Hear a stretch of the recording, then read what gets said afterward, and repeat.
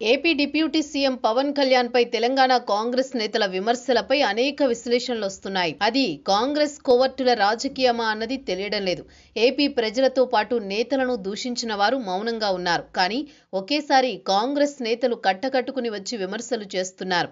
ఎప్పుడో వారం రోజుల కిందట పవన్ కళ్యాణ్ కోనసీమ అంబేద్కర్ జిల్లా పర్యటనలో చేసిన వ్యాఖ్యను పట్టుకుని ఇప్పుడు విమర్శలకు దిగుతున్నారు.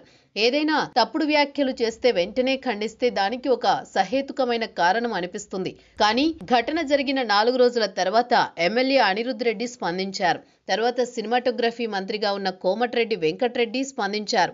పొన్నం ప్రభాకర్, శ్రీహరి, అద్దంకి దయాకర్ లాంటి వ్యక్తులు విమర్శలు చేశారు. వారం రోజుల కిందట చేసిన వ్యాఖ్యలు మరుగున పడిపోయాయి. తెలంగాణ సమాజం సైతం పట్టించుకోలేదు. అయినా సరే కాంగ్రెస్ నేతలు వరుసపెట్టి విమర్శలు చేస్తున్నారంటే ఏదైనా రాజకీయ వ్యూహం ఉందా అనేది అర్థం కావడం లేదు. పోనీ కాంగ్రెస్ పార్టీ జాతీయ స్థాయిలో బలమైన స్థితిలో ఉంది కదా అనుకుంటే ఆ పార్టీ పతన స్థితిలో ఉంది.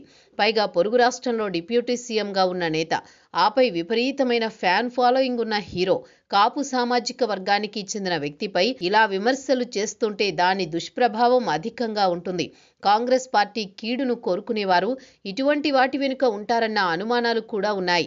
పైగా ఎంతో స్వేచ్ఛతో మాట్లాడే తెలంగాణలో, ఆపై ఏపీ ప్రభుత్వంతో సఖ్యతగా ఉండే సీఎం రేవంత్ నేతృత్వంలో కాంగ్రెస్ నేతలు ఇలా వ్యవహరించడం మాత్రం కొత్త అనుమానాలకు తావిస్తోంది. పవన్ పై ఒక సామాజిక వర్గానికి చెందిన తెలంగాణ నేతలు మాట్లాడేసరికి ఏదో దీని వెనుక ఉందని వార్తలొచ్చాయి. అయితే తర్వాత కాంగ్రెస్ బీసీ నేతలు లైన్లోకి వచ్చారు. పవన్ పై విమర్శలు చేశారు. తెలంగాణలో కాంగ్రెస్ ప్రభుత్వాన్ని అస్థిరపరిచేందుకు చాలా ప్రయత్నాలు జరుగుతున్నాయి.